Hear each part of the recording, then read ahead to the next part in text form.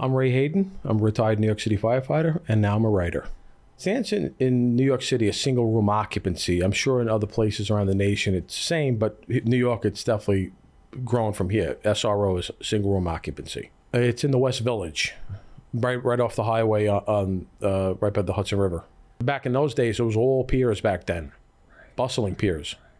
The West Village was more neighborhoodish, or attempted to be neighborhoodish, which back in those days, and probably still today, it was definitely the enclave of artists and the gay community in that, back in those days, back in the 80s, 70s, 80s, 90s. There were people from that building putting on shows. There was this little mini auditorium on the side where you went in through the side. And one time I remember when I was driving limo, I stopped off there. But I found out later on that one of the guys who was putting on the shows was RuPaul. He lived in the building. He was one of my mother's neighbors when he was an up-and-comer. This is in the 80s. This is like mid to late 80s, if I recall. That building itself, the Jane Hotel, where my mother lived, was probably 100 years old then. And it's historical, actually, because after the Titanic sank, they took all the survivors there and they stayed there. There was a plaque in the lobby of that place, even amongst all the grit and grime. There was a plaque in the lobby to commemorate those folks. My mother wound up in that place due to chemical dependency.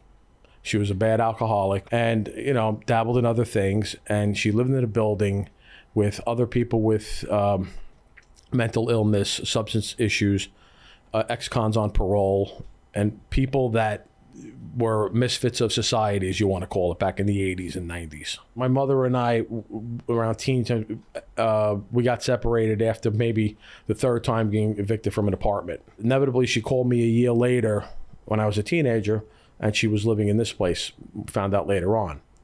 I went there, and I just couldn't wrap my head around this as a young teenager.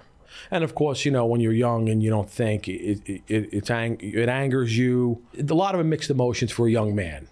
You can't figure this out. You couldn't process it at first, walking amongst this place. And there was a stench in the air there that was, to me, it was just permanent BO in the air. I can't figure it out. It was terrible, in my opinion. I remember being in a fist fight with a drug dealer that came at me with a knife, and all the, you want to call them crazies, or all the people that walked around like zombies.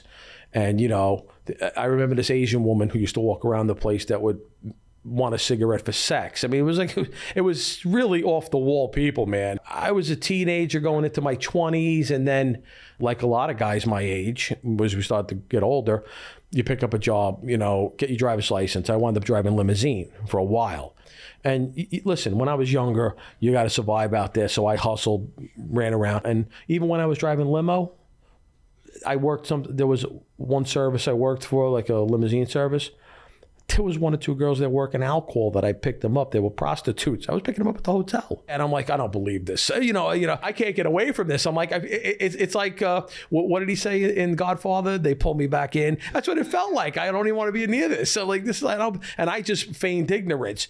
And, I remember one of them being in the car one time. And she said, wow, you do look familiar to me, I never dated you, did I? And I'm like, no, trust me, honey, you didn't date me. I'm like, it was actually, and I'm like, I don't believe this, like, wow. I'm like, whatever. And then eventually it all came out, I was really lost. Like you're trying to be in a good world, but you're dealing with this, and it just doesn't, you can't do it. My mother tried to be a mother, but I guess she just couldn't handle alcoholism, getting up in the middle of the night, finding her passed out on the floor, sometimes food not in the refrigerator, those types of things. Her getting laid off from work, sometimes staying out late, hanging around with who, I don't know. I went there one time to check on her, and I walked past this room, and the doors, and a lot of these people had their doors open. I don't know what it was, but maybe it was hot and all that. But the guy had aluminum foil all over the ceiling and the walls. And he's walking around with aluminum foil on his head. So I said to my mother, I said, what's the story with this guy? She goes, the radio waves from upstairs burn his head. So he cased the whole room in aluminum foil. I said, okay, fine.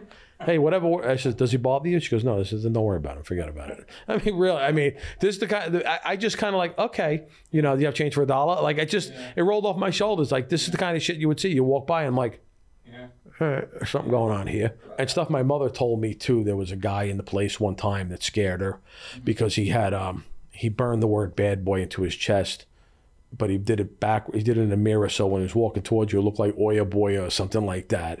The guy was a maniac. He was a big, strong black guy, but he was a hardened criminal. He used to rob drug dealers, you know, things like that. And for some reason, he liked my mother. Like he just didn't. She somehow could get along with everybody in some weird way. That's why she was the queen. Because at some point, I remember when she made a little money here and there. One Thanksgiving, she bought Thanksgiving dinner for the whole like she somehow hooked up a whole bunch of turkeys with the sides from some diner.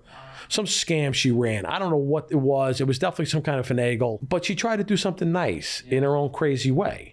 In that terrible world that we wouldn't live in, she had structure. It was bad structure. It was. I mean, I don't even know if I can use the word structure properly here. It's like responsible. It's like responsible irresponsibility. Do you hate the Jane Hotel? I can't hate a place because of my mother's addiction. That's her fault. They put everybody. It's like putting all the bad apples in one bunch, and it's just going to be spoiled. It's not going to be good, and the issues weren't addressed. But maybe, like you said, you know, the city, you want to say the city dumped all these people in there because we couldn't deal with it. And you're like, no, that's wrong. You got to try to help these people. Well, maybe you can't because I tried to help my own mother and I couldn't do it. So I don't blame anybody. You have to blame the individual. You try to help somebody that can, but at some point you have to cut them off. Like, listen, enough. And that's what I did when the kids were born. That's another reason why I think a lot of people can relate to this story, because everyone knows somebody or has a family member that has an issue. The difference here is usually you hear, oh, my kids are hooked on something or that type of. This is the reverse. The parent is, and now the kid has to be the adult and is a teenager. And I'm lucky I could put 2 pairs of socks together when I was 15 years old. You know what I mean? I'm trying to figure my own life out and then I have to deal with this. That was the crazy part of it. That's what started to spew out when I started to delve into the story more about the SR, because it started to open up other things like, you know, really, this happened, or maybe that didn't happen. Oh yeah, I remember that. And because of that, this happened. You know, I started to figure a lot of things out, how it all started to interconnect certain things. If anybody wants to read excerpts from the book, go to narratively.com. You'll see great features on there. There's even other stories too from other people. Pretty interesting site. They did a nice job with it. Email address is raymond.hayden@aol.com. I'm old school. I still have AOL. Hey, babe, I'm old school from the 80s. You know what I mean? You know, if I had my way, I'd have quarters in my pocket. I'd have dimes in my pocket to make phone calls. I don't care. Well, thanks for coming in. I appreciate it. Thanks for having me.